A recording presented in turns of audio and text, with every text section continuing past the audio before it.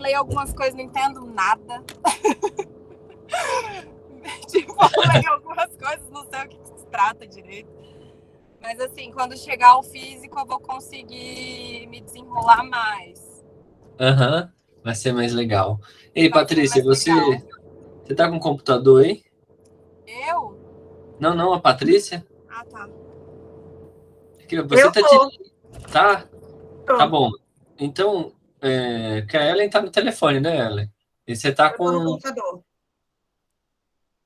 Bom, então, Sim, vez ou eu tô outra, eu no vou pedir você telefone. para pesquisar para mim, tá? Eu tô no telefone, ó. Já tem Beleza. gente aqui, ó. Quer falar com você, Jota. Fala, vai. Eu Ai, tô aqui, ó, tô te dando Brene. boa noite, Tá, é te que ela disse que desejando não uma tá te ótima noite de ouvindo. brincadeira, de alegria, com esse sorriso lindo no rosto. Eu sou o Jonathan. Aproveita, viu? Aproveita que ela não. Por que ela não pode falar? É que Porque a ela gente vai tá começar uma aula séria agora, uma aula que a gente precisa ficar concentrado. É? É, tipo quando a gente tem que comer, fazer cocô, que a gente precisa ficar concentrado. Dá tchau pra ele. Tchau. Diga boa noite. Então, Patrícia, vez ou outra eu vou pedir para você pesquisar aí, de repente, algum termo, tá? Só para você ajudar a gente no nosso estudo. Aí você joga na internet aí, o que aparecer você fala pra gente, sacou? Porque eu acho que não tem ninguém com enciclopédia aqui. Mas vamos lá. A gente deu uma paradinha na parte do. Nós estávamos falando na última parte sobre etimologia, falamos sobre o termo, né? O que a palavra tantra quer dizer. E a gente chegou num certo consenso, né, com base no livro, onde ele divide a palavra em duas raízes verbais, né, tan e tra, a primeira significando propagar, elaborar, expandir, e a outra como salvar, proteger. Digamos assim, um tantra é algo elaborado, capaz de gerar algum tipo de entendimento, de conhecimento, de autodesenvolvimento, correto? Que precisa estar, de algum modo, estruturado. O que protege esse conhecimento não é, na realidade, deixá-lo escondido. Né? O que protege esse conhecimento é estruturá-lo, né? É deixá-lo de modo que ele possa perpetuar-se.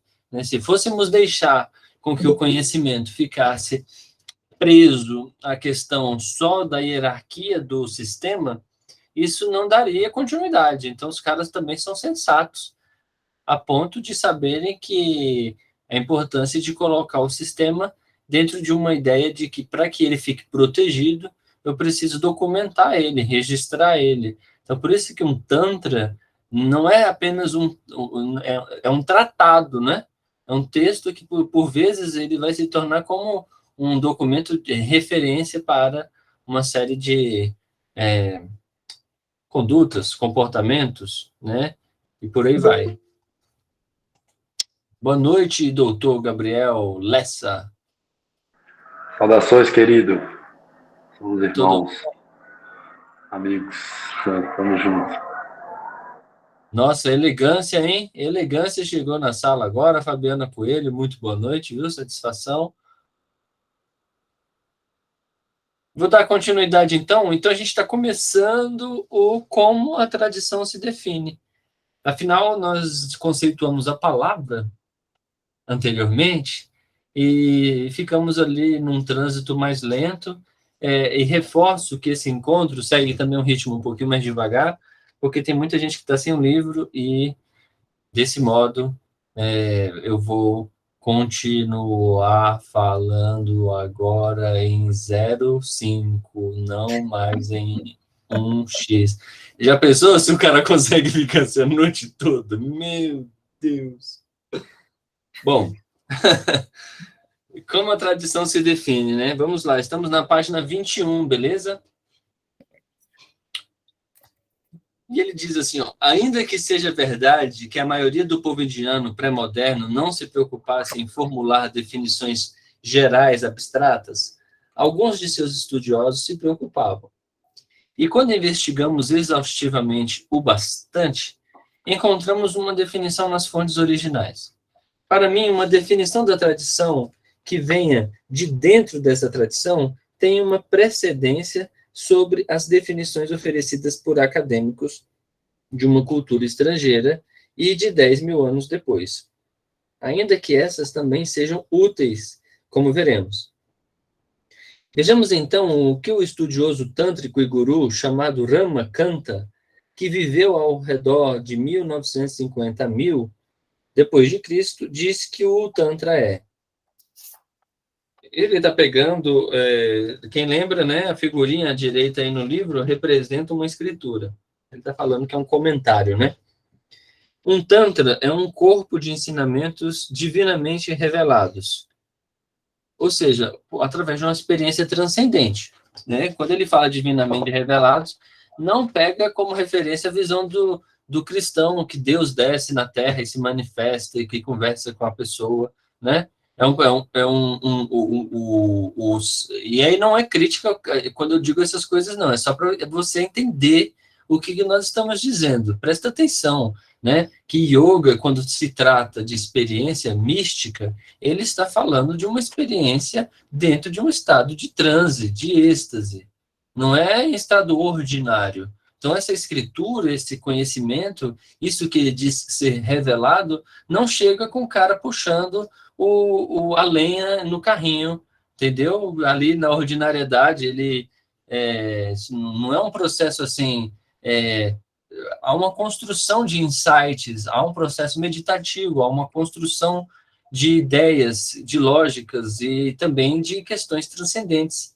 E aí o cara, através da sua experiência meditativa, ele tem acesso a um insight, o que vai levar a gente a entender por que geralmente, muitas vezes, essas pessoas são vistas como videntes, né?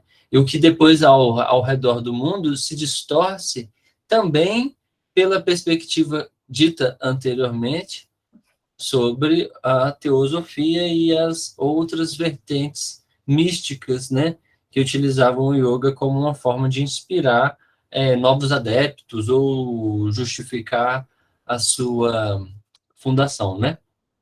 Avançando, ele diz que, explicando o que é necessário e o que é um impedimento na prática de adoração ao divino. Vou retornar para dar continuidade. Veja, um Tantra é um corpo de ensinamentos divinamente revelados, explicando o que é necessário e o que é impedimento na prática da adoração ao divino, que também descreve as cerimônias especializadas de iniciação e de purificação, que se constituem em pré-requisitos necessários à prática tântrica. Esses ensinamentos são dados àqueles qualificados a buscar tanto os objetivos superiores quanto os inferiores da existência humana.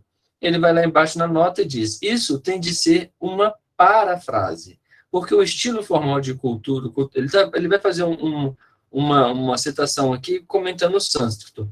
Note que essa definição pode ser igualmente bem aplicada ao Tantra budista se trocarmos a palavra Deus por Bodhisattva, né?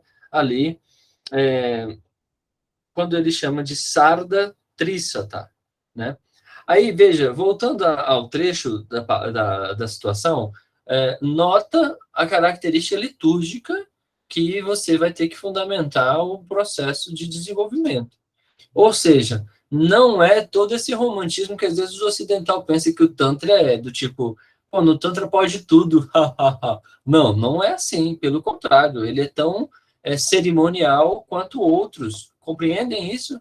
Cerimonial, ou seja, a Fabiana, a Patrícia, o Gabriel estão participando dentro de um espaço de ritualística onde, para eles, a liturgia é a mesma.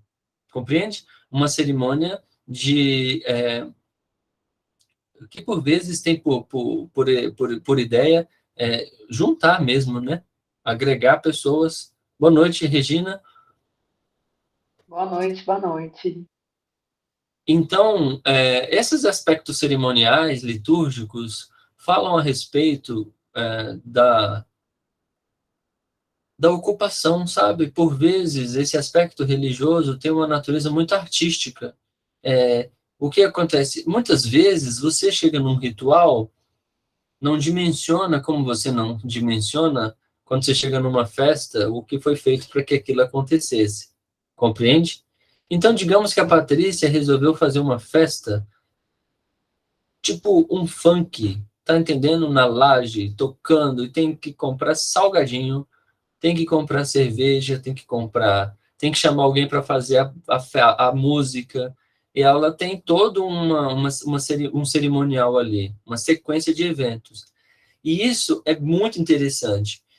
Ainda que isso possa parecer chulo, volta aqui ao ponto que é uma cadência de eventos onde o sequenciamento disso fala sobre a festa. Eu disse um exemplo de um funk, mas o Gabriel vai fazer um forró e a Fabiana vai fazer um encontro de música clássica, entendeu? Combina com essa intelectualidade, hein? Essa intelectualidade combina. Só que a Regina vai fazer um quê? Regina vai fazer um estilo rock. A brincadeira é o quê?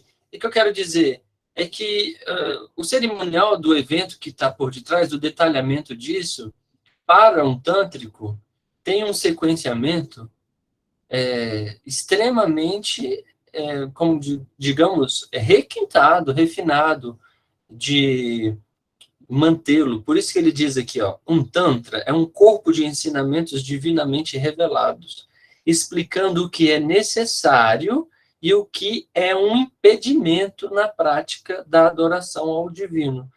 Numa forma sintética, ele está dizendo assim, o Tantra é um protocolo de o que você pode e o que você não pode fazer para poder ter contato com Deus. Né? Por quê? Porque a pessoa fala assim, bom, como que eu posso ter contato com o divino? Ele vai te responder através da adoração. E me dá um exemplo de adoração. Um canto, uma música, correto? Uma meditação.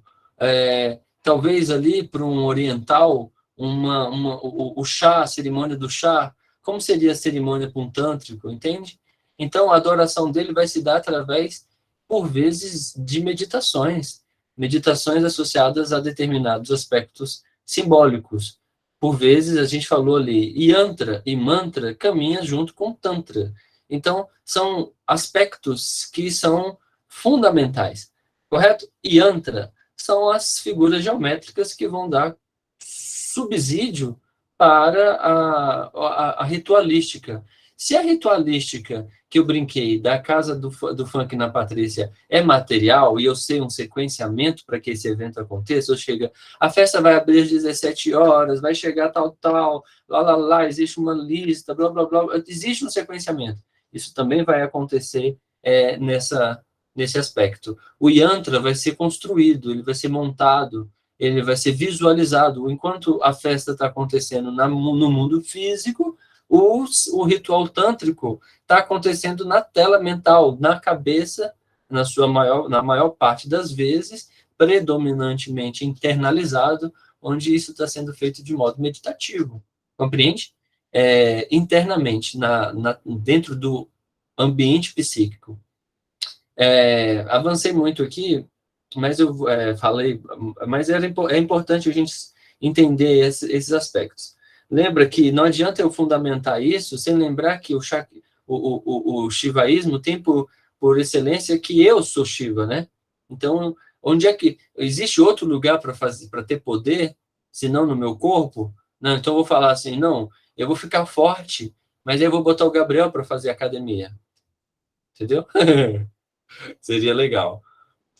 Eu vou falar, eu preciso, eu tô com fome, né? Então, tipo assim, só que quem vai comer por mim vai ser a Patrícia, a Regina. Então, não tem como, o ritual não tem por que ele acontecer em outro local, beleza? Mas aí a gente vai avançando, né? Voltando ao texto, eu devo analisar que a linguagem dessa definição é influenciada pelo fato do autor ser dualista, o que pode lhe surpreender, já que todos os ensinamentos tântricos que vieram para o Ocidente são de fontes não dualistas. No entanto, Dado que o Tantra foi, como veremos, um sistema espiritual coerente, independentemente de diferenças sectárias, como a do dualismo versus o não dualismo, a definição de Ramakanta é mais ou menos universalmente aplicável. Além do mais, a definição é importante por ser a única tentativa indiana de definir o Tantra que conhecemos. Deixe-me esclarecer 4 pontos principais na definição de Ramakanta. Primeiro, ele menciona a necessidade de uma iniciação apropriada ao caminho tântrico, que era uma cerimônia, ritual, que destruía barreiras kármicas que impediam a prática bem-sucedida, tornando alcançável no intervalo de uma só vida o objetivo de liberação espiritual, e no nível prático e imediato, dava ao iniciado acesso às escrituras e às práticas secretas que elas continham. Discutiremos depois se essa exigência de iniciação significa que ocidentais não podem, apropriadamente, fazer práticas tântricas de verdade. Basta notar aqui que a iniciação era considerada uma exigência crucial no Tantra original. Também, a gente brinca, né? A gente brinca aqui no Ocidente e fala assim, que as coisas mudaram, né? Que o ocidental não consegue mesmo. Eu falei isso no início do nosso primeiro encontro. Falei, a gente vai só até um ponto, até um determinado ponto você não vai mais dentro do estudo, entendeu? E isso se dá porque você não está dentro do sistema hindu, você sequer sabe falar inglês bem. Imagina hinduísmo, imagina tamil, imagina conseguindo um ritual. Por que o cara vai abrir um ritual para um cara que nem entende o que está sendo falado, cara? Ou vocês acham que cai o tempo todo gente lá na Índia, estrangeiro, que sabe falar hindi, sânscrito? Entendeu? O que a gente entende de sânscrito? Eu estou desde os 18 anos, 19 anos, querendo estudar isso, até agora não deu tempo. E eu comecei a fazer a alfabetização em Devanagari, mais difícil do que eu esperava. Então, não é tão simples assim. Tem que ser sensato, né? Não é que os caras também estão escondendo as coisas, mas também qual é a sua capacidade de entendimento dessas questões, né? Tem que ter maturidade aí. A literatura vai dar subsídio para a gente chegar a um entendimento muito bom sobre o assunto. Mas, de fato, se a gente quer avançar, mergulhar um pouco mais, provavelmente numa idade aí mais velha, a gente consiga, né, aprofundar até porque boa parte desses textos que nós estamos lendo aqui é uma versão que o Cris está trazendo no livro, mas que não tem tantas outras, assim, traduzidas, né, para a gente poder ter acesso a mais de uma versão. Bom, voltando. Segundo a definição dele, enfatiza que muitas pessoas no contexto indiano original viam como elemento-chave da prática tântrica diária a adoração ritual, de uma forma do divino. Agora, a frase adoração ritual provavelmente dará a ideia errada para um ocidental como uma concepção religiosa muito diferente. Deixe-me esclarecer que aqui a adoração significa pelo menos a evocação real do poder da divindade e a interação com ela, mas comumente significa tornar-se mesmo a divindade, por meio de técnicas de meditação ritualizada ou ritual meditativo que temporariamente quer como parte de um processo pelo qual qualquer percepção da diferença entre si mesmo e a divindade é, no final das contas, erradicada em definitivo. Vou falar em síntese. Medita-se na divindade para adquirir as qualidades da divindade, descobre-se que meditando-se na divindade e conhecendo as qualidades da divindade, se essa divindade existe, ela não está em outro local senão em você, então essas qualidades não são só delas, são suas, né? Ou seja, você acabou de descobrir aquilo que você foi para poder voltar, né? E é uma espiral de autoentendimento. Bom, como veremos depois, há também formas de Tantra que dispensam os rituais e enfatizam a percepção intuitiva direta da realidade divina, possível por meio de práticas simples relacionadas com elementos da vida cotidiana. Ainda que, originalmente, essas formas fossem minoria, eu defenderei depois que essas são as formas com que os ocidentais podem se relacionar com maior sucesso e autenticidade. Terceiro, A definição de Ramakanta afirma que há um objetivo duplo em toda a prática tântrica, o objetivo superior e o inferior. O primeiro se refere ao estado de liberdade espiritual, liberação de todo sofrimento, salvação ou beatitude, cuja natureza discutiremos com mais profundidade. Esse estado é normalmente chamado de moksha ou mukti. Em sânscrito, ambos significam libertação ou liberação. O segundo se refere ao objetivo da fruição mundana e prosperidade, que engloba o prazer, o poder e todas as coisas boas do mundo tangível. Isso é, normalmente chamado de siddhi ou bhukti. O fato do Tantra ser direcionado legitimamente para esses dois objetivos é algo que o torna diferente das outras tradições religiosas indianas, ou mesmo da maior parte das religiões do mundo. Vou repetir, hein? O fato do Tantra ser direcionado legitimamente para esses dois objetivos, quais são esses objetivos, gente? Quem está voando aí? Existem dois objetivos, ele disse, que há objetivo duplo, né? Uma prática superior e uma prática inferior. Ele dividiu que a prática superior diz a respeito da liberdade espiritual, da liberação de todo sofrimento, salvação, beatitude, a natureza que discutiremos depois com mais profundidade. Beleza. Esse estado é normalmente chamado de moksha ou mukti. Por vezes, vocês vão ouvir falar de vários... Aí você fala, você está estudando, aí você pensa, poxa, que legal, até que fim eu vou poder dizer que o objetivo do yoga é algo diferente do que todos os védicos estão dizendo. Não vou precisar concordar com Jonas Massetti. Ufa! Não, vai ter que concordar. É moksha? O objetivo de tudo é moksha? É moksha. O Vedanta fica insistindo nessa moksha.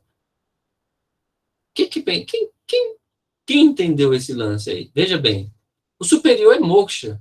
E qual é o inferior, se você é tântrico? O mundo. Sacou? Ele está dizendo aqui, ó. O mundo, cara. Coisas mundanas, ó. Objetivo da fruição mundana. Prosperidade. Engloba o prazer, o poder de todas as coisas boas e tangíveis. Se eu posso pegar e me é útil, eu vou desfrutar disso. Correto? Um fruto, um alimento, um projeto, o barro, um pedaço de madeira, e assim por diante, em ouro, carro, automóvel, qualquer coisa que você tem, seu iPhone. Fez sentido aí, né? Então, esse é o ponto especial aí, o Tantra incluir isso. Né? Bem, até antes o cara pensava, para conseguir atingir isso, eu tenho que rejeitar, não é? Como é que eu vou chegar a moksha? Como é que eu vou transcender me entregando as coisas do mundo? Me respondam isso. Como é que eu vou transcender isso? Não é possível sob um ponto de vista de negação, vocês concordam? Se eu falo que isso não é bom, mas eu preciso, aí eu fico usando, mesmo não precisa, mesmo achando que não é bom, me parece um tanto,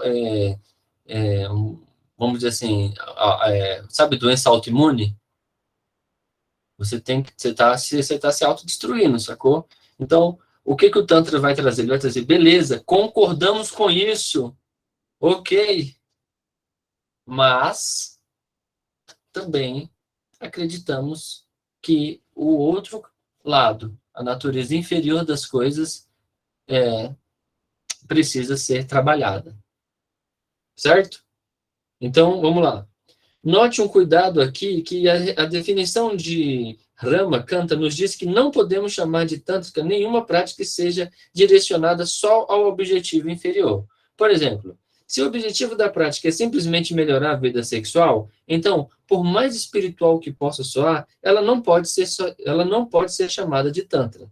Se, ao contrário, esse objetivo é parte de uma prática em que ele está subordinado consistentemente ao objetivo da liberdade espiritual completa e do despertar da realidade fundamental, então ela pode ser chamada de Tantra. Então, presta atenção, veja bem, como que eu posso chamar de Tantra? Se o ritual, se a liturgia que eu estou realizando, ao final dela, ao concluí-la, ela me traz liberdade.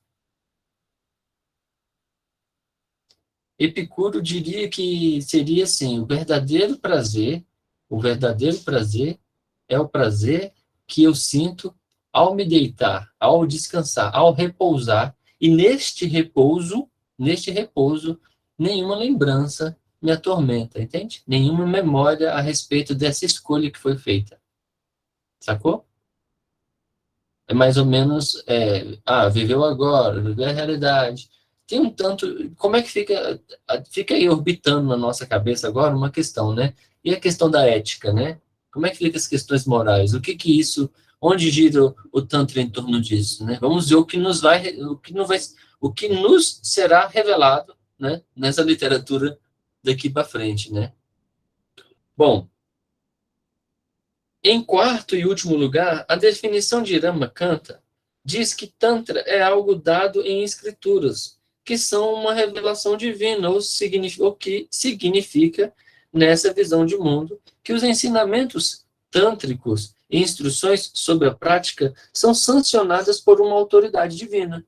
Sempre se diz que as escrituras tântricas são proferidas por um aspecto de Deus ou da deusa, ou no Tantra budista, um Buda celeste ou Bodhisattva. O que se pode dizer que dá no mesmo? O fato desses tantras serem realmente revelações divinas não era uma questão que interessava muito aos escritores clássicos. Questões de fé e crença simplesmente não eram tão significantes para eles quanto as questões da eficácia e prática. Dado que se recebia o ensinamento da escritura de uma autoridade confiável, o guru, seguia-se com a prática e a fé naturalmente aumentava conforme a prática começava a mostrar resultados. Deve-se acrescentar aqui que quase nenhum texto do conjunto das escrituras tântricas está publicado até agora, tanto na Índia quanto no Ocidente. Isto é, eles existem majoritariamente em manuscritos, inacessíveis, física e linguisticamente para a maioria. O que o público geral tem à disposição em traduções limitadamente não são de fato escrituras tântricas, mas comentários a elas e outras obras inspiradas neles, escritas por grandes mestres tântricos. Esses comentários vieram com o tempo a ser tratados como escrituras em si mesmas, e é assim que eles são apresentados por alguns gurus modernos. Tal apresentação é possível por causa da grande sofisticação e sabedoria espiritual exibida por esses comentários, que em muitos casos carecem bem mais elevados que as escrituras originais. A parte do Tantra que é chamada hoje Shivaísmo da Caxemira consiste completamente nesses comentários e outros escritos associados, escritos por uma série de mestres da Caxemira. Esses materiais são o que preocupa a maioria das discussões de filosofia tântrica, dado que as escrituras são, por sua vez, quase completamente preocupadas com a prática. Entenderam? As pessoas, às vezes, também esperavam chegar na escritura e encontrar um detalhamento claro, assim, sabe, todo aprofundado. Mas não, a escritura é muito objetiva. Isso se deu, esses detalhamentos, se deu a qual figura que a gente leu aí na primeira aula, hein? Quem lembra o nome dele? Um grande escritor, um grande professor aí do Tantra.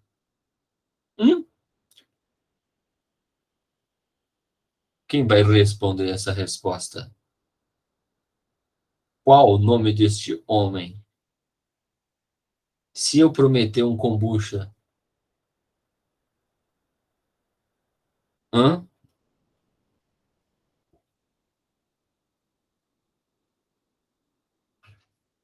Ó, tô esperando, hein? Quem vai ficar me enrolando aí? Quem tá vendo esse... Siddhananda. Não. Eu perdi a pergunta. Quem foi o cara que escreveu mais coisas, que mais fez comentários aí? Que a gente viu no nosso primeiro encontro. Pegou aí, Regina? Lembrou?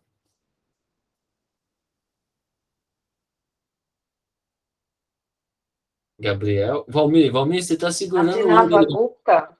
Aí, Abhinava Gupta. Demorou, mas sai. Você ganhou um kombucha. Não, toma cuidado pro Gabriel não tentar, ó. Pegar esse kombucha. Olha, veja bem. Então, ele vai fazer um comentário ali, embaixo, sobre os grandes mestres tântricos. Ele diz aqui, ó, com exceção do Vijnana Bhairava Tantra, que é a escritura, que é a única escritura tântrica original da tradição Shaiva, com grande circulação em inglês, e mesmo assim em traduções não muito corretas, ainda que são esse livro quer dizer, né, os conhecimentos de Bhairava, né? Bhairava é um nome dado a Shiva. Então, diz assim, ainda que os conhecimentos de Bhairava sejam um texto admirável, deve-se notar que seu conteúdo é atípico para uma escritura tântrica. Há outras escrituras disponíveis em traduções parciais para o inglês, ainda que elas sejam extremamente acadêmicas e bem difíceis de se obter. Exemplos. Lembra que a gente falou do Vasudeva, do Vamadeva no primeiro encontro? Né? São textos, né, que a gente leu, que a gente falou naquele primeiro artigo. Né? Bom, então, só lembrando, né, mestres da Caxemira, né, que fizeram, então, comentários sobre esses textos que estão ainda hoje mantidos sobre uma tutela e um resguardo e uma proteção desses grupos, né? A minha ligação caiu. Quem foi que escreveu mais sobre Tantra? Abhinava Gupta. Não saber nunca. Bom, ótimo. Bom, avançando, então, nós vamos aqui para definições ocidentais e listas por categorias, né? Então, diz aqui, ó, eu disse antes que as tentativas acadêmicas ocidentais de definir o Tantra também têm valor. Ainda que a definição de Ramakanta dê-nos informações cruciais, o leitor moderno precisa de parâmetros adicionais para ter ideia de como o Tantra original realmente é. Quem não viu a primeira aula, vê a primeira aula na plataforma e lê o texto, o artigo que está em anexo à primeira aula. As definições acadêmicas nos dão essa informação na forma de listas de atributos que normalmente se encontram no pensamento e prática tântrica. Examinaremos agora algumas dessas listas. Mas, primeiro, devo mencionar que a tentativa acadêmica de definir o Tantra baseia-se no entendimento de que ele foi um fenômeno espiritual que influenciou de alguma forma todas as religiões indianas. Ele era uma forma nova de prática espiritual, que foi profundamente influente. Ainda assim, ele foi praticado por uma pequena porcentagem de toda a população. Pode-se argumentar que o Tantra é um modo de prática e um modo associado de ver a realidade, que não é de nenhuma religião específica, mesmo que ele se encontre com uma dimensão esotérica de muitas religiões. As religiões que ele influenciou por ordem de grau de influência foram Shaivismo, Budismo, Vaishnavismo, Jainismo e o Islã indiano. As inovações do Tantra desenvolveram-se quase completamente dentro das primeiras duas religiões desta lista, ou seja, o Shaivismo e o Budismo. Entre essas duas, o Shaivismo tem prioridade histórica, porque muitos dos textos budistas tântricos têm empréstimos diretos ou indiretos de tantras shaivas, enquanto que o reverso era raro, se é que existiu. Ainda que o shaivismo fosse, desse modo, a religião tântrica por excelência, o budismo tornou-se, no fim das contas, completamente tantrizado. E nessa forma, ele foi transmitido ao Tibete. Eis os motivos do budismo tibetano ser completamente tântrico. Qualquer tentativa de definir o Tantra como categoria geral, então, deve abranger o Tantra Shaiva quanto o Tantra budista. Em verdade, é difícil perceber a diferença entre as escolas mais budísticas do Tantra Shaiva, o Krama, e as escolas mais shaivísticas do Tantra budista, de Dzongchen. As características comuns que nos impedem a propor que o Tantra seja, de fato, um conceito geral, válido, ficarão mais óbvias conforme examinarmos as listas de características que coincidem tanto nas variações shaivas quanto budistas. Tá difícil para alguém aí? Quer questionar? Quer falar? Tá dando para acompanhar? Você só podia repetir a parte dos objetivos do Tantra? É a libertação do sofrimento, a liberdade espiritual e o que mais? Onde foi que eu li? Foi um pouquinho mais atrás. É moksha, né? Moksha, mukti. Ah, tá. Os dois, né? Quando ele fala do superior e do inferior, né? O superior Isso, terceira definição. a terceira definição do Tantra é isso, objetivo superior e inferior. O quarto é que as escrituras são uma revelação divina, né? Tá. Eu só queria me certificar que tinha um inferior também. Ah, sim, pode crer, tem o inferior também. E aqui, pegando essa parte que está um pouco densa, né, gente? Ela tem uma complexidade.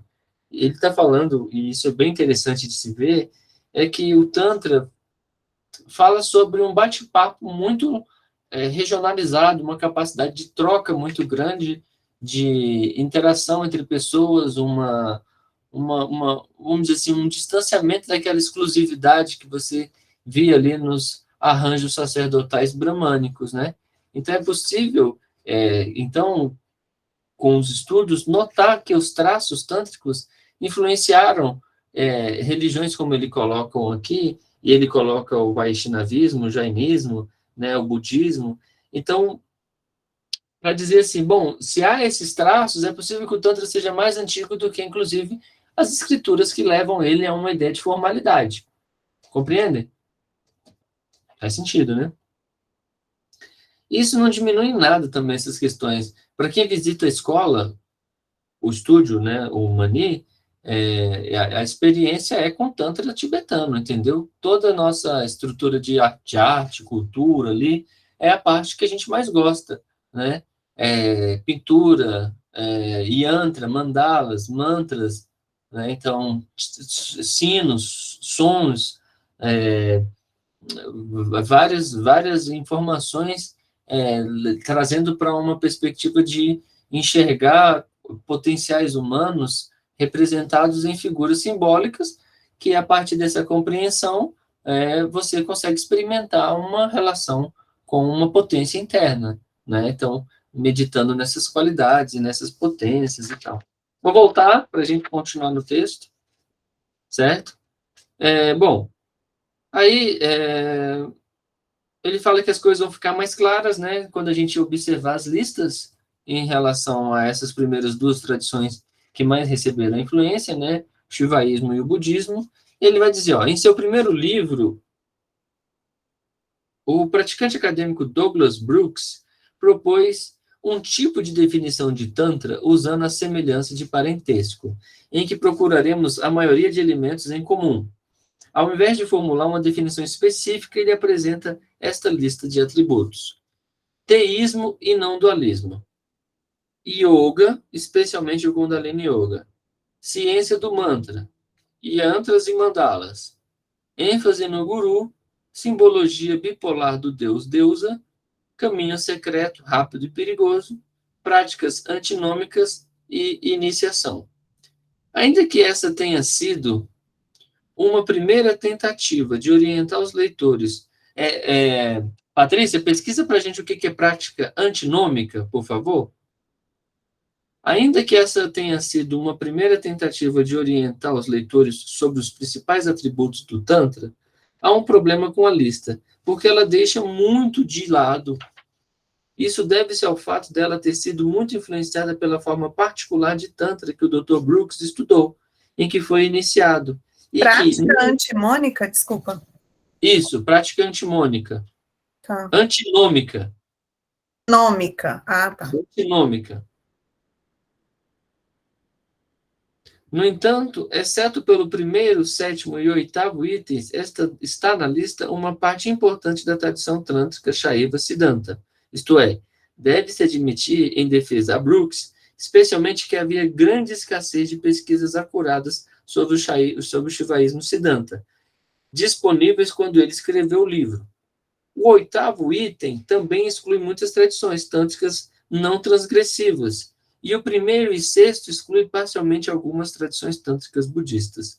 também estão faltando na lista vários atributos definidores do Tantra, como veremos abaixo. Então, veja bem, ele começa a trazer, nós estamos na página 26, Bertunes. Conseguiu aí, Patrícia? Sim. Lê pra gente, Quer que eu please. leia? Quero. Peraí. Antinômia é o conflito entre duas normas, dois princípios, ou de uma norma e um princípio geral de direito em sua aplicação prática a um caso particular.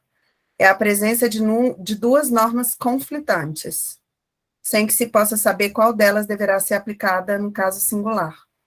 Vê de repente, pesquisa prática antinômica, liturgia, bota religião, alguma coisa assim, para ver se a gente consegue alguma definição, talvez na linha mais religiosa. Talvez tenha, né, gente?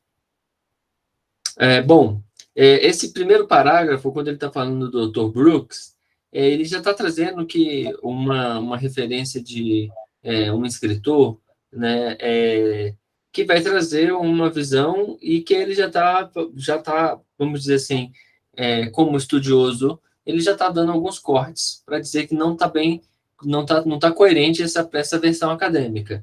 Ele vai fazer isso no livro. Esse livro é um dos livros que dão uma, digamos assim, uma nivelada no Tantra, tanto nos Estados Unidos quanto nos países que ele está traduzido, entendeu?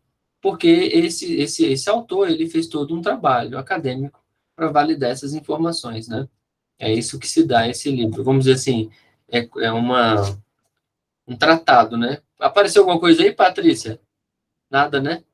Não, o que eu estou vendo aqui, que eu acho que é isso, assim, são forças paradoxais, talvez tenha a ver com, sei lá, dentro da própria religião, parecia mais ou menos isso, assim. Ok, vamos ver depois, eu vou ver mais detalhes para a gente sobre isso. Bom, aí ele avança dizendo, ó, indo agora para o campo normalmente mais rigoroso dos estudos sobre budismo, encontramos listas com mais detalhes.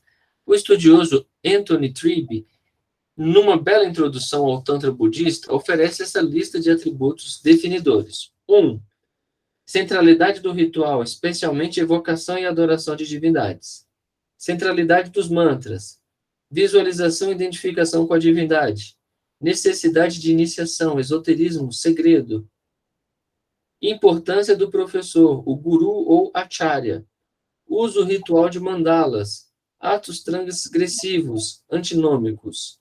Reavaliação do corpo. Reavaliação do estado e papel das mulheres. Pensamento por analogia, incluindo a correlação microcósmica, macrocósmica. E a reavaliação de estados mentais negativos. Essa lista nos é útil porque, ainda que não tenha sido a intenção do autor, ela se aplica igualmente bem ao Tantra budista como Shaiva. No entanto, de novo, veremos alguns atributos que se aplicam quase só ao Tantra não dualista. 7, 8, 9 e 11. Quando a realidade do Tantra abrange mais que isso. O estudioso budista Stephen Roger oferece outra lista, bem diferente, que também se aplica bem ao Tantra. 1. Caminho alternativo e nova revelação. Praticantes primariamente leigos, chefes de família. Inclusão de objetivos mundanos. Tipos especiais de meditação que buscam transformar o indivíduo na corporificação do divino depois de relativamente pouco tempo.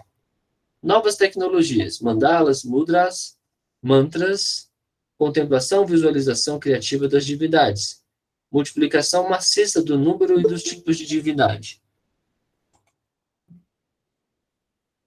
Centralidade do guru e da iniciação. Misticismo linguístico. Fisiologia espiritual. Importância do feminino e a utilização do yoga sexual. Então, veja que legal, hein? A lista começou a ficar mais ampla. Quem está chegando agora, Geice e Fred, estamos na página 27, ok? Estamos aqui comentando, então, que essa parte, quando ele começou a listar e comparar, vocês perceberam como é litúrgico? Como é ritualístico? Como é cerimonial? Vocês percebem como tem... Você não está desassociado, você percebeu alguma coisa assim associada a uma questão muito material, muito templo, assim, sabe? Tipo, ele está falando tudo de modo amplo, porém dando condições de você entender que isso permeia várias coisas. Principalmente nessa lista, essa lista aqui em especial do Steven, quando ele fala caminho alternativo e nova revelação, praticantes primariamente leigos, chefes de família, você vai perceber que mais para frente, mais para frente agora, né? Há 2, 3 séculos, 5 séculos, o Tantra ele vai influenciando tanto a religiosidade no mundo que o que você entende hoje por uma perspectiva zen é bem mais fácil você conseguir entender um tântrico moderno chamando ele de zen, entendeu? Com o que a gente está entendendo aqui. Que o cara tem uma perspectiva moderna e pratica uma série de coisas associadas a uma série de instruções anteriores, pretéritas, das escrituras ali. Correto? Fez sentido o que eu estou falando aí? Né? Beleza? Bom, você começa a ver quão complexo o campo do Tantra é quando percebe que nas duas listas acima, de 11 atributos-chave, somente 4 coincidem. E ainda assim, ambas listas são acuradas até hoje. Até onde vão? Há 5 elementos compartilhados entre as 3 listas que vimos até agora. Meditação no yoga, mantras, mandalas, guru e iniciação. Se adicionarmos a essa adoração ritual, então temos as 6 características mais marcantes do Tantra como um todo. Então você está aí no seu papel anotando as 6 características mais comuns do Tantra. A primeira, meditação, certo? A segunda, mantra, certo? A terceira, mandala. Quarta, um guru. Quinta, uma iniciação. E sexta, a adoração ritual. Ainda assim, apesar de sua universalidade, não se pode crer que elas definam por si só o Tantra, porque todos eles, exceto as mandalas, também se encontram em alguma medida em religiões indianas não tântricas. Certo? Então, as mandalas e os yantras vão... Porque quando eu falo mandala, eu estou falando de yantra. Você pode botar entre parênteses assim, mandala é o yantra bonitinho, tá entendendo? Vai ser o yantra trabalhado artisticamente. É o yantra dentro de a mandala é o yantra sacralizado, simbolizado, divinizado, caracterizado, decorado, maquiado, entendeu? Esteticamente estruturado. Veja que legal que são os rituais tântricos de confecção de mandala no Tibete. Correto? Não é o popular? Está ali um dos rituais tântricos mais populares do mundo. Correto? Você fazer mandalas. E, por vezes, então, as pessoas questionam assim, e às vezes a gente, como for dar formação de professores, aí a gente explica. Você pode fazer uma aula tântrica, e a pessoa, bom, mas como? Como? Faz mandala, desenha mandala, entendeu? Ah, mas por que eu vou desenhar mandala? Porque tem uma simbologia. Por que eu vou fazer isso? Bom, não tem resposta para todas as coisas, entende? O mecanismo de meditação e de adoração, pelo menos por um viés onde você não pensa no resultado, você faz porque você está fazendo. Eu não fica esperando, né? Eu vou fazer mandala para quê? Para conseguir curar a catarata? Entendeu? Dor de cotovelo, ciúme, prosperidade, aumentar minhas contas, sacou? Rentabilidade, meu Bitcoin. Não sei se isso vai resolver, sacou? Acho que você pode pensar isso de uma forma mais leve, menos comprometendo menos a técnica, tá entendendo? Menos Hogwarts, tá ligado? A parada não é mágica assim, é bem devagarzinho, sutil e tal. Então, as mandalas são yantras. Bom, esses 6 aspectos são normalmente organizados e ganham sua forma específica pelo 7º atributo universal do Tantra. Então, nós tínhamos falado 6, ele está incluindo o 7º. O 7º, yoga da divindade, que envolve o trabalho com o poder de um aspecto divino por alguém que foi unido a ela por meio de uma iniciação. Esse trabalho ocorre pelo uso do mantra associado à divindade, yantra, visualização ou uma imagem consagrada. Então, dentro do aspecto, dentro da iniciação, dentro desse aspecto do yoga da divindade, você está sendo entregue, digamos, aproximado de um conceito que é fundamental no sistema deles. Entendeu? Sabe? Muito parecido com o mesmo mecanismo iniciático das religiões africanas. Entende? Ou seja, abrir o campo do Ori, fazer a pessoa ficar com a cabeça receptiva a receber quem? A morada do que eles vão chamar de o Ori Chá. O Ori é a cabeça, né? Então, a iniciação de cabeça, a ideia de que quando você coloca a pessoa dentro de um acesso litúrgico, há por detrás desse ser uma divindade que venha e que se manifeste gradativamente até que faça, vamos dizer assim, cumprir uma união entre você e a sua natureza. Bom, eu tive numa iniciação. Na iniciação, aí o mestre ele ia então iniciar o grupo em Kriya Yoga, e aí ele explicava no início assim que todo mundo nasce normal, né? Mas o argumento dele, como uma escola tântrica, né? Que com todas as suas questões também questionáveis, mas a escola do Yogananda, né? A escola do Babaji, do Kriya Yoga, ele também tem essa herança. Aí ele falou que nenhum ser humano conseguiria avançar mesmo sem iniciação, não. Entendeu? A iniciação era para vários franceses, e a gente tinha entrado lá de gaiato. Entendeu? Tava passando, comemos um rango, aí tem uma iniciação. Quanto é a iniciação? Vamos pagar a iniciação. Entramos dentro do templo, tudo bonitinho, todo mundo de branco, né? A gente brasileiro ali com a roupa colorida, é claro, né? E aí o mestre deu a explicação. Shankaracharya, esse mestre é muito legal, é um cara muito interessante. Ele é um artista plástico, né? E ele é quem lidera o Ashram de Kriya Yoga em Rishikesh. E ele, então, falou essas questões, e ele disse assim, que não tinha como, que tinha que passar pela iniciação, né? E aí, cara, a gente foi participar da iniciação, né? Então, uma ritualística super densa, um sequenciamento. Ele errou o mantra, falou que errou, pediu desculpa, recomeçou o ritual todo quando estava no meio para frente ainda, entendeu? Porque tem uma sequência de mantras, aí ele pulou o mantra, ele voltou tudo para fazer o mantra, tá entendendo? Fez todo o ritual, e você percebe uma complexidade muito grande na liturgia mesmo, que ele estudou para fazer aquilo, que aquilo o cara não chegou ali nas tora, como diz o brasileiro, para fazer, não, entendeu? Então, há um sistema religioso muito forte, incrustado, né, institucionalmente falando, que leva eles a crer nisso mesmo, a crer que é necessário um aspecto iniciático. Tá? É fundamento da religião. Nós ocidentais entendemos que estamos vivos aqui, não alguma coisa aconteceu, que para a gente esse negócio da iniciação não funcionou tão bem quanto no Oriente, não é verdade? Bom, continuando, né? Aí ele fala aqui, assim voltamos ao começo de nossa discussão.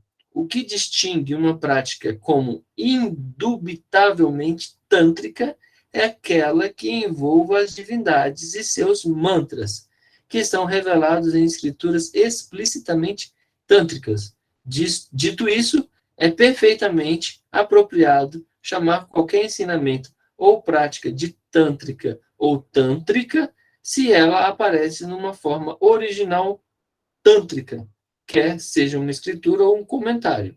No caso contrário, se quisermos preservar qualquer significado específico da palavra, o nome não é apropriado. Ou seja, como é que fica essa questão agora, né?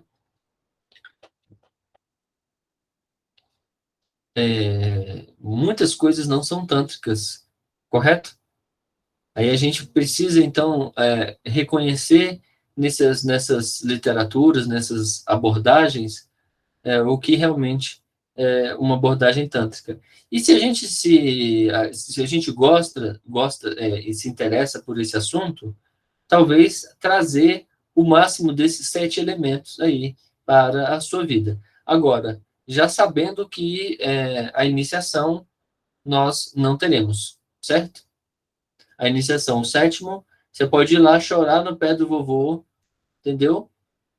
Dizer que você não come carne há 10 encarnações.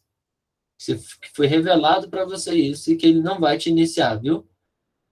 Não existe ocidental que tenha recebido iniciação nesse grau de capacidade para, inclusive, porque, veja bem, se for dado essa iniciação a alguém, esse alguém vai ter capacidade de iniciar outros. Você está entendendo? Então, não houve no Ocidente ninguém que possa ter feito isso. Quem tentou fazer isso foi o Osho, que a gente já falou, né? Mas o Osho, na fuleiragem dele toda, não colocou ninguém iniciado. Ele dava os nomes lá, não sei como. Tinha uma época, uns 20 anos atrás, eu era moleque, tinha o site, você entrava lá, eles mandavam uma carta com o teu nome. Eita, que o cara fazia isso, mandava uma carta, aí você explicava que era você, e aí ele devolvia uma carta dizendo que meu nome era tal coisa XXX indiano, entendeu? E houve um grupo bem legal que mergulhou forte nesses conhecimentos aí, que era a galera o que eles hoje falam, fui sannyasi do Osho, né? Ou seja, fui iniciado, convivi, estive no ashram com ele, ainda quando ele era... Ainda tem vários ainda aqui, né? Aqui em Brasília tem um cara bem legal de se estudar, que é o filho do Gayatri, né? Que é o... Vou lembrar, depois se vocês quiserem, vocês me lembram que eu dou um nome. Tem um cara bem focado na bioenergética, no Tantra, e que esteve, né, com o Osho iniciado também. Mas, enfim, avançando. Perguntas? Comentários? Não? Não adianta olhar para baixo, bocejar, quando eu falo para vocês, e aí, algum comentário? Ellen, tudo bem, Ellen? Ellen, você pode falar. Tudo certo aí? No Kundalini Yoga, eles também têm um site que você manda o seu nome e os dados, e eles devolvem um e-mail com o seu nome espiritual. Rapaz, que interessante, hein? É. É delicado, né? Porque não adianta você... É muito louco, né? O ocidental quer beber nessa fonte. Ele fica, ai, meu Deus, apetitoso, querendo. Ai, me dá um nome diferente, sabe? Mas aí você chega na Índia, você descobre que, na realidade, isso está saindo de lá por um viés que o próprio indiano não consegue entender, porque isso que a gente está estudando aqui, a coisa é mais complexa. E outra, para você vivenciar essa experiência, você não precisa de hoje, né? O que a gente está entendendo, o que a gente vai entender é que algumas práticas para nós vão ser possíveis, né? Que bom, né? Porque a outra, será que você queria ser hindu? Você quer ir para lá, né? Ficar no sistema de castas para ganhar uma iniciação? Você quer viver? De que modo você quer viver? Não é porque está lá tudo, você vai achar que também tudo é bom lá, né? Não é bem assim. Até porque é um sistema político, né, meu? Então é um sistema opressor, coercitivo, sabe? Entende? Não tem romantismo. Adeus, adeus, adeus, aí a chibata comendo no seu lombo, viu? Implicações. As definições que estamos considerando estão completamente focadas na realidade histórica do Tantra, em seu contexto indiano original. Como estudante ocidental do Tantra, você pode estar decepcionado com ela. Ela está falando com a gente, cara. A gente está começando a querer, a gente queria. Aí ele fala, porque elas não parecem descrever uma prática com que você possa se relacionar como parte do seu yoga e da sua filosofia de vida. No entanto, ainda que possa ou não ser verdade que não seja possível que você faça uma prática tântrica, do tipo mais frequentemente encontrado na Índia medieval, isso não significa que não exista nenhuma forma de prática tântrica disponível para você. Esse cara é legal, hein? Como você verá, há ensinamentos e práticas tântricas que são tanto acessíveis como poderosamente eficientes para um ocidental. A coisa mais importante sobre qualquer prática tântrica que você aprenda é que você a recebe de alguém experiente nela, que recebeu uma parte ou todo o benefício dela e navegou pelas armadilhas. É impossível descrever todo o campo do Tantra em um só livro. Este volume, então, dedica-se quase exclusivamente aos ensinamentos da prática do Tantra Shaiva não dual. Além da necessidade de ser breve, há 3 razões para isso. Primeiro, o Tantra Shivaísta não dual é a área de minha especialização. Segundo, apesar de sua significância enorme, histórica e contemporânea, o Tantra ainda não é tão bem conhecido como o Tantra budista e tibetano, que já tem muitos seguidores no Ocidente. Terceiro, e mais importante, eu vi por mim mesmo o poder com que os ensinamentos do Tantra Shaiva não dual ressoam nos praticantes ocidentais. Concluí que essa tradição possui alguns ensinamentos e tecnologias eficientes para a transformação humana. E isso é particularmente importante. Ele acabou de dizer para você que se você quer aprender Tantra, existe um local para você se aprofundar sem que você tenha que ter sido um hindu, um histórico ou qualquer coisa. Onde é isso?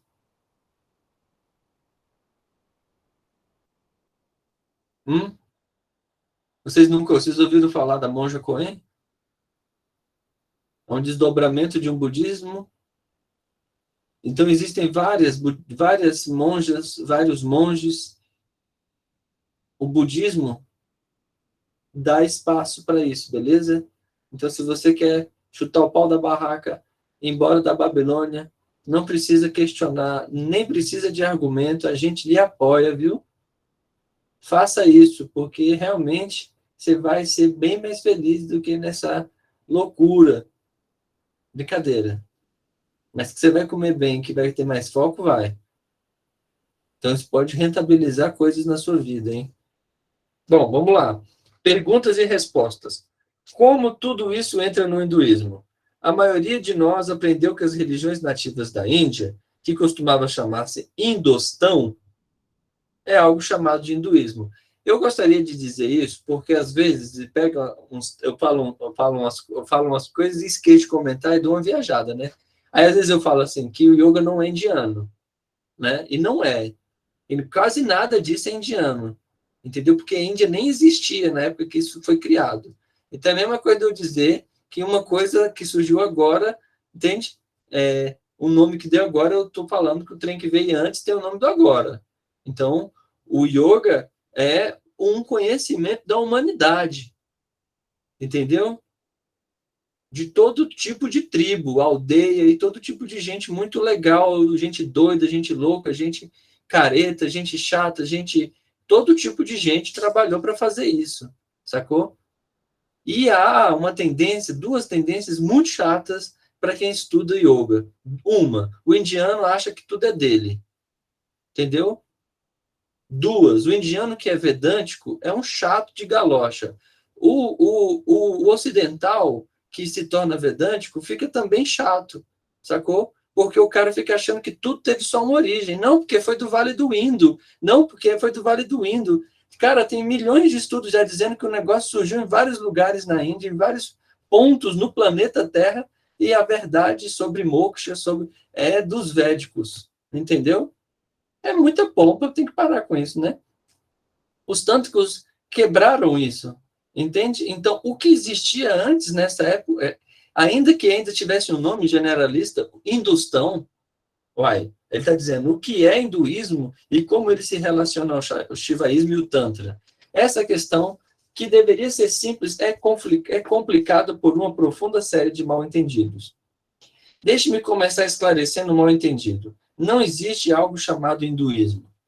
Isto é, não existia até recentemente. Tenha paciência, eu vou explicar. Quando a cultura europeia começou a interagir com a Índia de maneira contínua, começando no século XVI, ela encontrou uma cultura vertiginosamente complexa de dezenas de línguas, religiões e tradições culturais. Arrebatadas por essa complexidade, os europeus chamaram simplesmente todos os que não eram muçulmanos de hindus, palavra derivada, né, do persa para o povo ao oeste do rio Indo, lá do Hindustão. Lembra? Aqueles que estão lá do outro lado do rio. E pouco depois começaram a agrupar essas várias práticas religiosas sob o nome de hinduísmo. O que a gente pode dizer? Veja que essa discussão essa discussão teve de ser uma simplificação. De fato, não só as fontes europeias, mas também as primeiras fontes muçulmanas e chinesas usavam o termo hindu. O termo era bem difundido porque era originalmente geográfico, referindo-se a todos os povos que viviam na área do rio Sindhu e a oeste dele, enquanto que o termo hindu é primeiro atestado nos anos de 1600. Hinduísmo só surgiu no final de 1700, ainda que o reducionismo pejorativo de todas as tradições indianas nativas em uma só categoria tenha já começado com o uso do termo hindu. A tradição indiana não preferia o sufixo ismo para se referir às tradições religiosas. Vamos ver lá em cima, a gente volta. Voltando lá, ó, no final da citação 18, né? Parte da razão para isso é que os europeus naquele tempo não se importavam em investigar as tradições espirituais indianas e em criar assim uma terminologia mais precisa. O que é certo é que antes do período colonial, perto de 1500, o termo hinduísmo não é exato.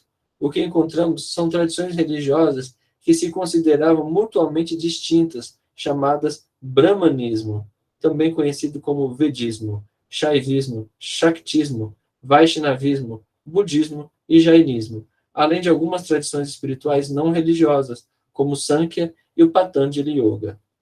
O termo hinduísmo não é apropriado por ainda outra razão. Ele não foi usado pelo povo da Índia até o período colonial. Estudos acadêmicos modernos, cada vez mais, respeitam o objeto de seu estudo e procuram entender as coisas vistas de dentro, assim como as vistas de fora. Dessa perspectiva, podemos dizer que algo chamado hinduísmo começou realmente a existir só quando os primeiros indianos usaram a palavra para se referir à sua própria religião. Isso aconteceu nos anos 1800. Conforme os indianos mais instruídos passaram a usar o termo, eles tiveram que inventar uma definição para ele. Decidiram que hinduísmo significava todas as linhagens, seitas e tradições que consideravam os Vedas com a maior autoridade espiritual. Isso exclui o budismo, que se distanciou das tradições indianas por repudiar os Vedas, ainda que tivesse surgido da mesma cultura religiosa e tido um papel crucial no desenvolvimento da espiritualidade indiana em todos os períodos. Algumas outras tradições indianas, tal como o shaivismo, foram incluídos na definição de hinduísmo, mesmo que não fosse baseada nos Vedas, e não dessem aos Vedas nenhuma autoridade especial. Entenderam por que eu falei isso há pouco? Porque os caras têm um patriotismo, sacou? Elitizado, entendeu? Predominantemente elitizado e sacerdotal. É delicado isso. Né? Como é que eu não vou politicamente achar intrigante isso, né? Não? Espera aí. Existe um monte de coisas ao mesmo tempo, né? E sempre que possível, essas coisas eram abafadas. Entendeu? Ou vocês acham que tinha uma relação social de parentesco harmonioso entre um cara que era bramânico e um outro que era tântrico? Óbvio que não, né, gente? Né? Você está falando de um sistema de castas, pô. É difícil isso. Porque eu realmente gostaria de poder elogiar o Vedanta ou o Advaita Vedanta aqui longamente. Mas, para isso, a maior parte da galera que, pelo menos, que escreve, introduz o tema, precisa universalizar a informação. Né? Tem sempre, é como se fosse um protestantismo radical aqui, nosso, para a gente. Assim, se você não está dentro daqueles preceitos, daquele convencimento, é como se você não tivesse... É como se houvesse uma xenofobia religiosa. Entendem o que eu estou dizendo?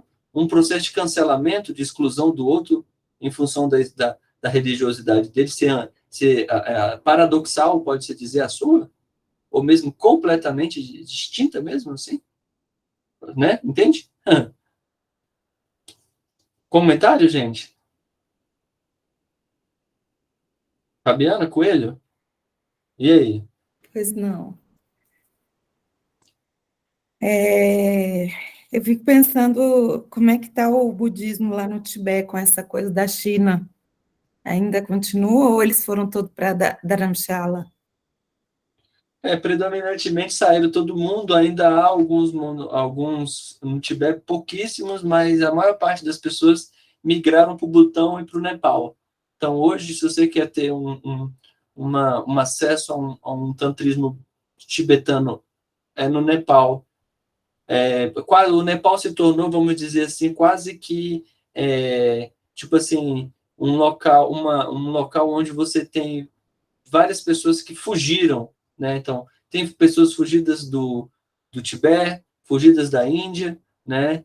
O Nepal hoje ele tem o shivaísmo fortíssimo, né? O Hatha Yoga, você tem vários mestres de Kundalini, né? Não do Kundalini do Brahman, mas do Kundalini do Tantra, todos vivendo no Nepal, ali nas montanhas, no entorno também. Você consegue acessar essas famílias, você consegue ter bastante acesso. Mas no Tibete, a situação ela é politicamente extremamente instável e extremamente coercitiva ainda. Hoje você não pode ter a prática da religiosidade tibetana na Lhasa, na capital, não. Entendeu? Ele não é reconhecido, né? A China não reconhece o Tibete como uma nação, né? Isso já foi, agora há pouco isso foi discutido, né? O Dalai Lama pediu de novo, isso aí há 2 anos atrás, eu acho, 3 anos, né? E isso é uma discussão intrigante, né? Comentários aí? Patrícia, Gabriel, Geice, nada, né?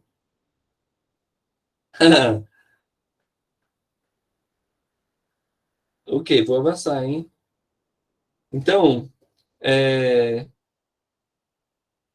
hoje em dia podemos dizer que com certeza o hinduísmo existe, ainda que fosse originalmente um conceito artificial, estou repetindo, né? Ele agora foi, bem ou mal, reificado. Não só porque os indianos usam essa palavra extensivamente hoje em dia, mas, e isso é ainda mais importante, porque as religiões indianas, que antigamente eram separadas, uniram-se nos últimos 5 séculos para criar um novo caldo religioso, apagando muitas das fronteiras antigas, tornando insignificante muitos dos antigos debates e dando mais ou menos o mesmo sabor para o caldo todo. Isso significou necessariamente a perda dos sabores mais distintos e únicos. As doutrinas e práticas únicas das religiões que coalesceram para criar o hinduísmo foram esquecidas na maior parte. Esse hinduísmo moderno é tanto uma identidade cultural como uma identidade religiosa. E esse é o motivo de não ser, em geral, algo em que alguém se converta, mas algo dentro de que se nasce. Entendeu? Por isso que é um processo de endogenia, né? Como que eu faço para sustentar, né, o mecanismo? Eu caso a minha filha, né, com um homem onde eu tenha tutela sobre esse casamento e sobre o patrimônio que está saindo ou entrando dentro desse processo, né? Consequentemente, se eu deixo esse patrimônio, essa herança na mão dos homens, você há de convir que isso é melhor, né? Para quem? Para os homens, é claro. Não é verdade? Para quem ia ser bom? É para eles. Nós temos um sistema indiano. O sistema indiano é um sistema paternalista. Correto? Não é porque as pessoas falam assim, patriarcado, o machismo. E não fala do paternalismo. Porque todo mundo com cagaço de apontar o dedo para Deus. Entendeu? Como uma imagem simbólica de um pai. Né? Mas como isso tem que enfrentar todo o sistema judaico-cristão, todos os abramânicos, eu só posso falar isso aqui por 5 minutos, porque senão daqui a pouco vou um míssil lá aqui em cima da minha cabeça. Aqui. Né? Se a gente pensar na perspectiva de que agora um sistema paternalista não vai existir mais. Quem vai cuidar de mim? Vai ser difícil, vai ter que reinventar, né? Vai ter que ganhar autonomia. Os caras discutiram isso. O que aconteceu foi que também, depois do período medieval, isso tudo que a gente está falando virou conversa, não tem mais questionamento. O que ele disse é que as diferenças foram apagadas, uma certa camaradagem, sabe? Tipo, todo mundo se encontrou no boteco divino, tomou a geladinha, abraçou, beijinho, o que tinha problema não tem mais, e ponto. Vamos exportar isso. Então, hoje, a literatura que a gente consegue ter para poder, vamos dizer assim, buscar esses aspectos tradicionais mais específicos, não é tão vasta, né? A gente fica aí restringido, tem que ir atrás e tal. Mas é bem isso, né? É um processo perigoso, porque é uma monocultura, né? Então, quando você começa a pensar diferente disso, você é motivo de ser piada, ou loucão, né? Vou voltar aqui, tá? A gente já está quase acabando, hein? Bom, 31. Então, como praticante de yoga ou tantra, eu não estou me convertendo ao hinduísmo de algum modo? A discussão anterior explica por que um ocidental que deseja praticar yoga ou tantra não precisa necessariamente adotar uma nova identidade cultural e religiosa. É verdade que para participar de algumas tradições religiosas indianas é necessário ser parte de um clã, uma casta específica ou ter feito algum rito védico de passagem.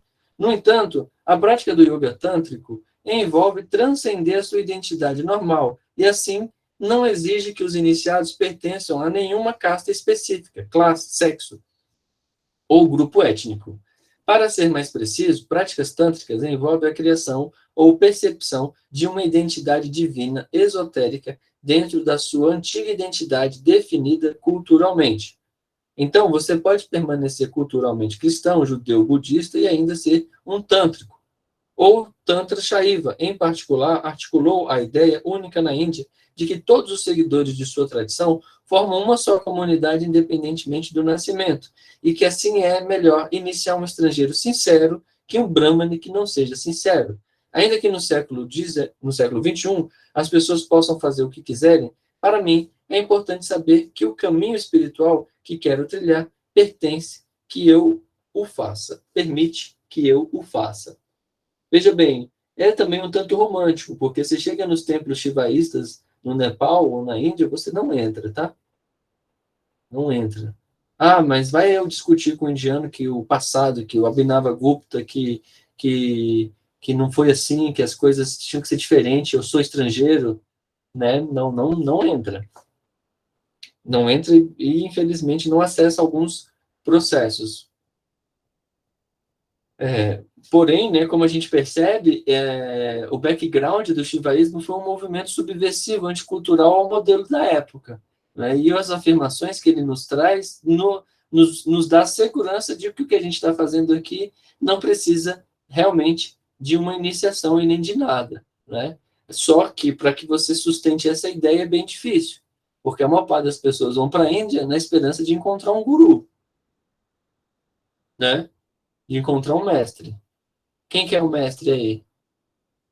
Um mestre para chamar de meu, mesmo que seja eu. Um mestre para chamar de seu. Já pensou um mestre para chamar de seu? Hã? Que fofinho. Veja bem, continuando. Qual a relação entre Tantra e Yoga? Isso realmente depende do que você quer dizer com Yoga. Eu vou tratar de dois significados principais da palavra.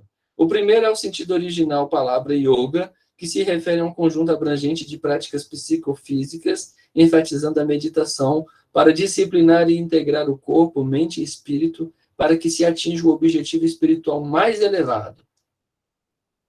Yoga, nesse sentido, começou perto do tempo de Buda. 1000 anos depois, o Tantra incorporou o yoga como parte importante dos seus sistemas de prática.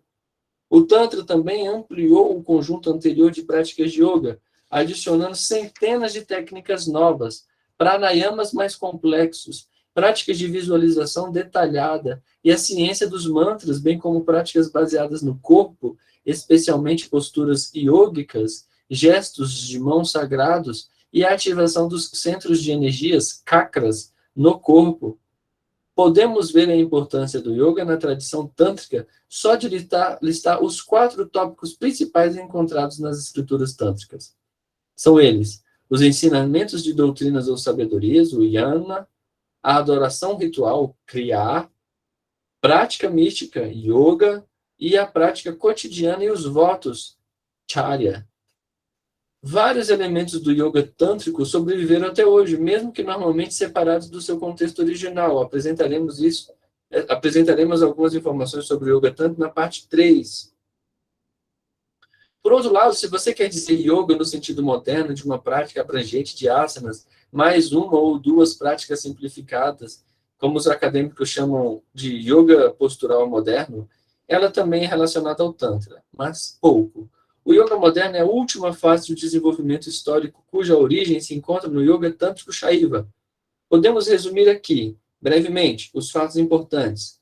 Religião Shaiva, a religião do Shaivismo e o seu Tantra, os seus ensinamentos históricos, que faziam parte de um sistema enormemente detalhado e com uma vasta base institucional, tornou-se impossível de manter com a perda do apoio do Estado depois das invasões muçulmanas, e foi assim posteriormente simplificado por um sistema de práticas populares chamado Hatha Yoga. Como que eu faço para popularizar para todo mundo fazer esse negócio? Hatha Yoga. O Hatha Yoga remonta sua origem no guru do Tantra Shaivista mais famoso, Matsyendra. Ele se apresenta como um caminho espiritual completo, consistindo de pranayama, meditações nos centros do corpo sutil e o uso dos 3 bandhas, e mais de 84 posturas yógicas ou asanas diferentes, todos a serviços da ativação e elevação da energia espiritual chamada Kundalini. Ainda que quase todos esses elementos tenham sido explicitamente derivados do Tantra Shaiva, o Hatha Yoga não era completamente tântrico, porque seus textos não ensinavam as mantras tântricos, ritual tântrico, nem requeriam uma iniciação tântrica completa. Ele preservou algumas das práticas do yoga tântrico como um sucesso admirável, ainda que continuasse o processo de diluição e simplificação do Tantra. No começo do século XX, os asanas pranayamas do Hatha Yoga tornaram-se a inspiração para a síntese de sistemas do yoga moderno. Dessa forma, o yoga moderno tem suas raízes no Tantra Shaiva. Então, quando você for agora ensinar yoga, Hatha Yoga, por favor, preste atenção se você não está cantando mantra védico, viu? Porque se você está ensinando Hatha Yoga e estuda sobre isso, não caia na pegadinha dos cursos de formação que talvez você tenha feito, infelizmente, ou que você venha fazer. Hatha Yoga é um movimento popular para dar acesso às pessoas às técnicas mais chulas, mais empíricas, mais simples para bem-estar. Hatha Yoga é uma escada para Raja Yoga. Eu caminho pelo Hatha Yoga e me elevo para me tornar senhor de mim mesmo, rei do meu palácio, do meu corpo, da minha mente, do que eu sou. Ponto. Patanjali não é propriamente um texto totalmente védico, porque ele também bebe em influências locais. A consequência disso é que você precisa sacar o movimento. Hatha Yoga é elogios ao corpo, é destacar o corpo diante de toda a... dar ao corpo a importância simbólica que ele traz como sendo a unidade. O yantra, o seu corpo é o seu yantra, a mandala está dentro de você. Então a sacada é essa, a grande sacada é essa, entende? Que o Tantra moderno, quando ele fala de novos sistemas, ele está falando de Ashtanga Yoga, Iyengar Yoga, todos os sistemas modernos. E a minha escola, a escola da Regina, a escola da Era e do Gabriel, de quem quer que seja, esse é o movimento. Entendeu? Sacou? Comentários aí?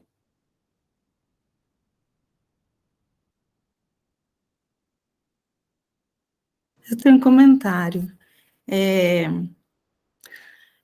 Tem eu não sei se é uma impressão de que o Tantra tem a ver com alguma coisa que precisa ser alongada, que precisa ser demorada, que precisa ser aguentada, enfim. A gente vai falar disso, acho, posteriormente, mas o que você tem para falar disso? Ou não? Ou isso é uma ideia minha? Acho que não.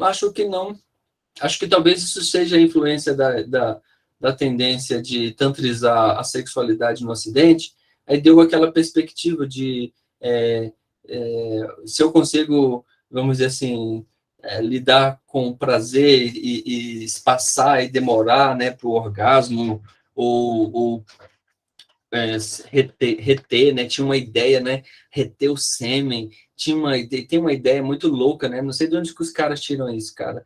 Eu sei de onde tira, eu já falei de onde tira, que são esses textos muito doidos que vêm da influência teosófica e espiritualista moderna, que fica trazendo, o cara experimenta esses trem e fica achando que pode escrever e entender, mas ele morre antes de dar a solução, sacou? Antes de ser ele morre antes. Tem um livro que cabe lembrar, o Rebranding Yoga, escrito, né? Os caras, como que faz para viver muito tempo, longevidade? Pô, o casal escreve o livro sobre longevidade, técnicas, fala que no passado as pessoas viviam 600 anos. De onde que o cara tirou isso? Beleza. Mas os caras, não deu uma década, o livro estava na metade do tempo dele, vendendo best-seller, eles morreram. Aí o livro desapareceu, entendeu? Então, yoga caminhando com promessas perigosas, né, de uma loucura assim. Mas é isso aí. Mas vamos agora avançando para o final, que vai responder isso também, ó. O que é o Kama Sutra? O que ele tem a ver com Tantra? Nada. O Kama Sutra é parte de um ramo da literatura chamado Kama Shastra, ou ciência do prazer. Seu objetivo geral é a maximização do prazer sexual. Ou seja, Fabiana, entendeu? Confundiram o Kama Sutra com Tantra, mas são tradições distintas, entende? E na ideia do Kama Sutra quanto tempo eu posso ficar aqui curtindo? Se você for um privilegiado, desses privilegiados que pediu para escrever o Kama Sutra, que é tipo um rei, que come à vontade, com várias mulheres servindo ele, aí eu acho que você podia contar a sua experiência para a gente, porque a situação não é bem essa, né? Esses textos, na maior parte das vezes, tal como um texto como Kama Sutra, é um texto elitizado, né? Um texto, vamos dizer assim, extremamente para servir-se, né? Para um serviço, né? Vamos lá.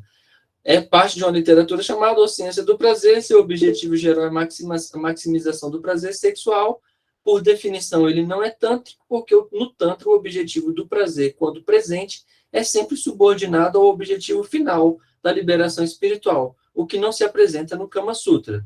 Só de ler os textos originais percebe-se que eles pertencem à classe completamente diferente de literaturas. As eróticas dos templos da Índia também não se relacionam à prática tântrica. Manda, Fabi.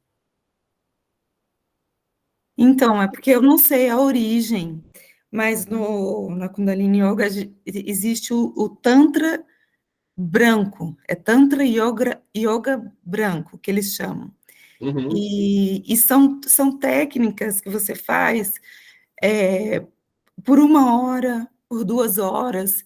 Então, eu não sei se ele emprestou esse negócio de alongar, de ser comprido, de você se superar, né? Mas existe isso, e eu vou tentar pesquisar. Isso tem influência, isso narra, veja bem, os mecanismos de mortificação, autodisciplina, tapas, esforço.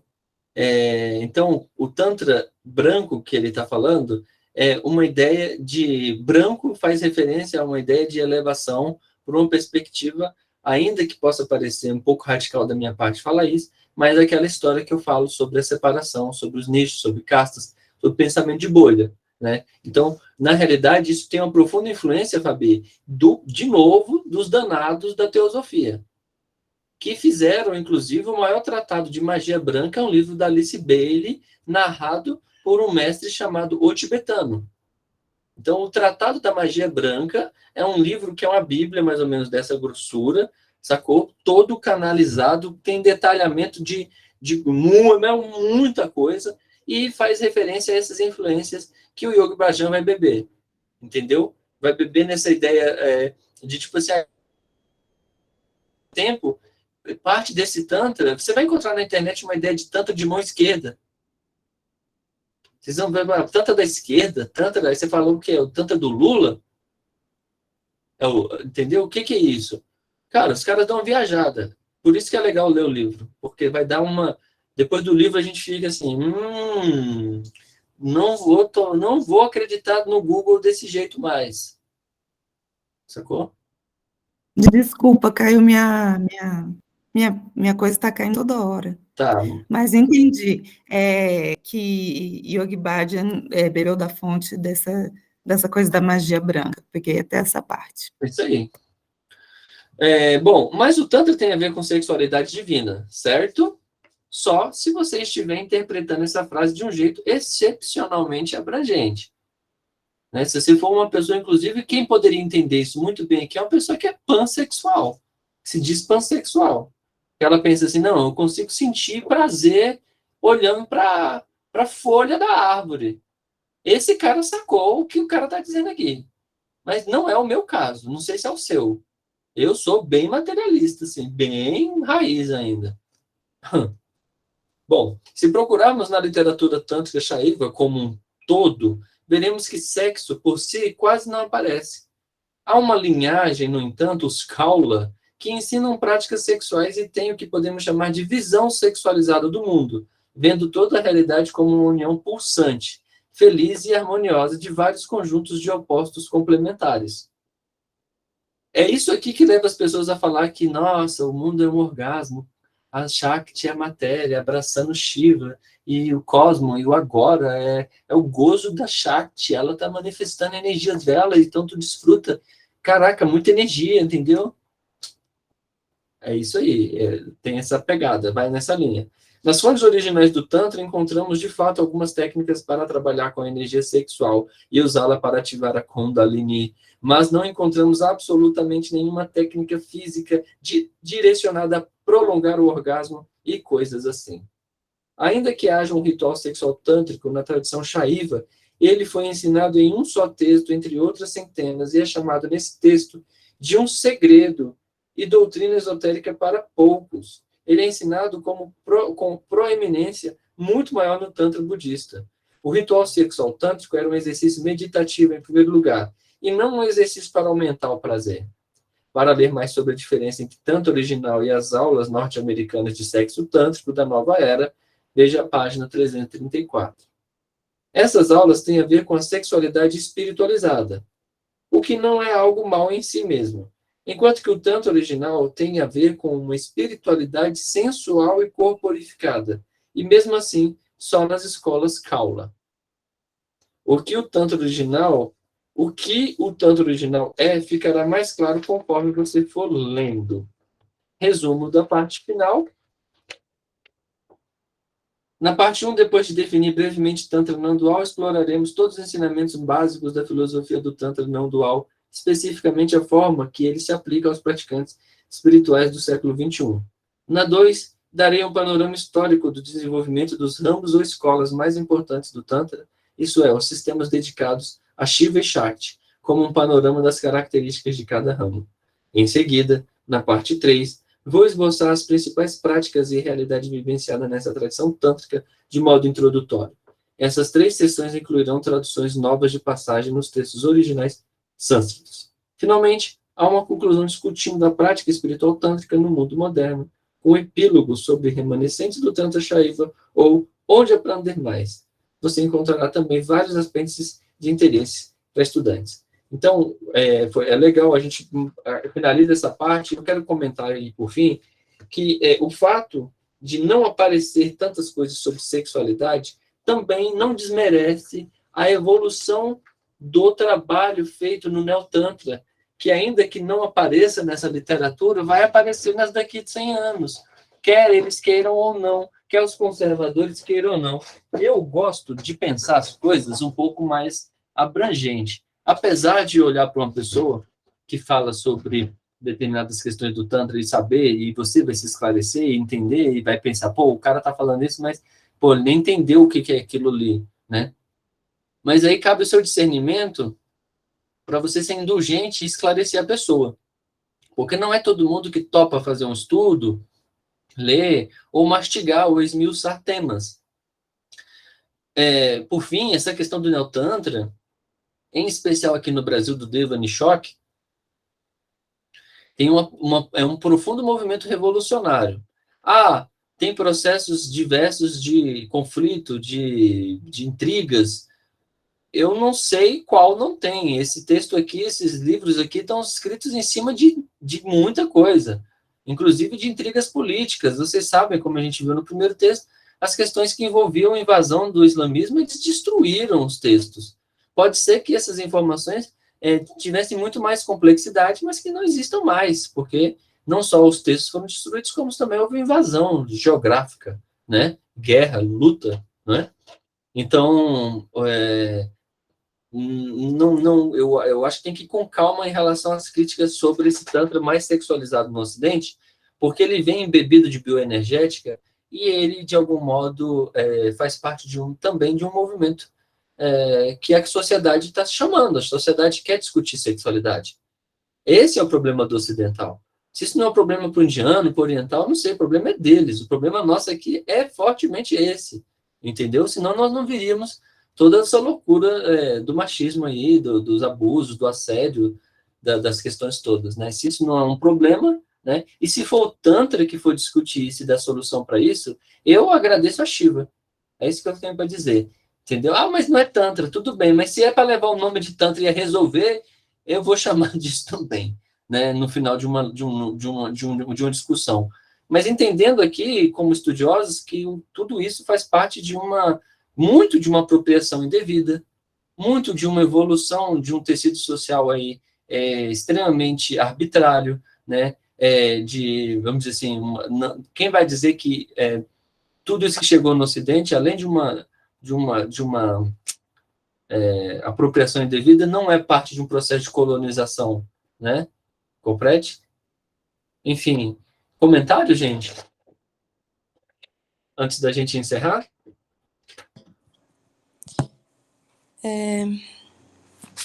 Eu fico feliz em estar no grupo, assim, em aprender tanto, assim, na verdade é mais um agradecimento mesmo, porque primeiro que a gente vê tanta coisa distorcida, que é igual o que ele está tratando aqui, o que você reforçou, que é difícil saber, né, o que você como digerir tudo isso, né? Porque cada hora que você lê ou estuda ou tenta procurar sobre, é uma informação diferente.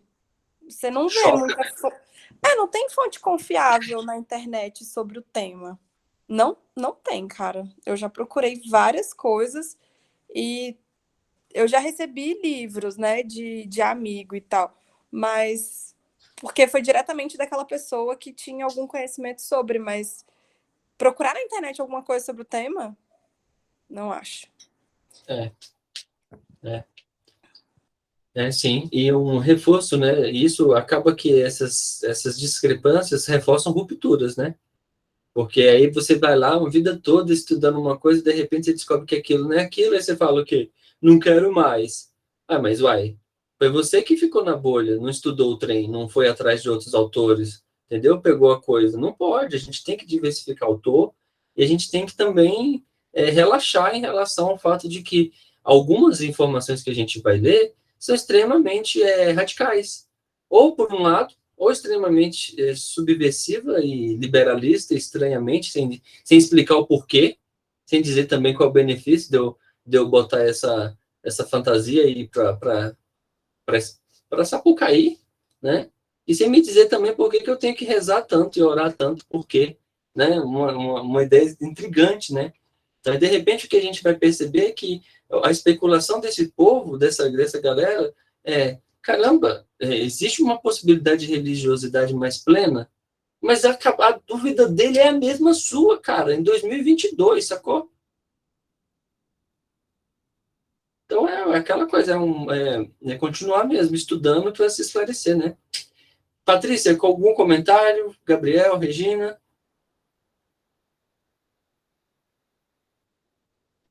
Jonathan, indo nessa linha, é o Tantra que vai abrir espaço aí para esses yogas que a gente tem visto hoje mais difundidos, praticados, até mais abrangentes, voltados para um relativismo cultural, né? O yoga xamânico, o yoga nômade, yoga rebelde, yoga, né? Vários tipos de yoga que a gente tem visto, né, indo nessa pegada mais transgressora. O Tantra, né, se a gente fala de um yoga xamânico, de um yoga nômade, né, como o que o professor Roberto fala, né, a gente pode colocar esses yogas dentro do Tantra, de uma visão tântrica, ou é muito, né, transgressor demais para chegar aí nesse rolê? Poxa, eu faria só uma distinção mesmo para separar. Eu faria só distinção do tipo, se a pessoa está sacando o fundamento que está por trás. Veja, o empoderamento do corpo diz a respeito do empoderamento do ser. Se você não empodera o ser através do corpo, você empodera o ser através do quê? Da mente, através do psiquismo, através de outras formas. Aí entra uma grande barreira que vai criar rupturas. É exatamente esse o ponto que é delicado. Os vedânticos, até a altura do movimento do Advaita Vedanta, eles vão ter um comportamento, como dizer assim, muito pejorativo, pessimista, entendeu? E isso porque se tornou uma religião predominante. Aí vem o Advaita Vedanta e fala, não, existe um Vedanta não dual. E aí cria um movimento todo. O grande lance de trabalhar com yogas modernos atualmente é saber quais são as fontes que você está bebendo, entendeu? Porque não adianta, por exemplo, peguei um texto aqui, veja, tem um livro de Tantra aqui em casa de um professor brasileiro, e está escrito Tantra, não sei o que, técnicas do Tantra, tal, tal, tal. O prefácio é da Glória Arieira. No prefácio de um livro de Tantra, ela citou 7 vezes Vedanta. Eu provo. Está na introdução, no prefácio.